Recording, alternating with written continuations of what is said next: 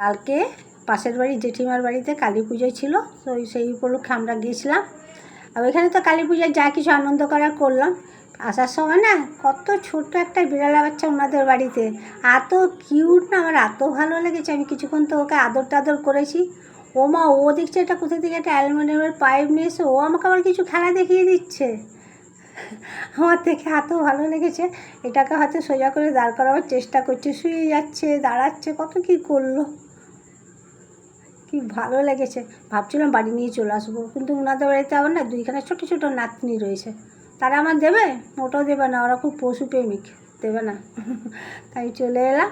আর তোমাদেরকে তো বলা হলো না গো, আমি 24 তারিখ রবিবার, যেহেতু দুপুর 3টের সময় তোমাদের সাথে দেখা হচ্ছে। আমি লাইভে আসছি, অনেক গল্প, অনেক মজা করব। তো তোমরা সবাই এসো আমার এতে। আর তোমরা কেমন আছো? আশা করি তোমরা ভালো আছো, ভালো থেকো। আমার ভিডিওটা এখানে শেষ করলাম। Tata, bye bye. পরের ভিডিওতে দেখা হচ্ছে। আজকের মতন যাই।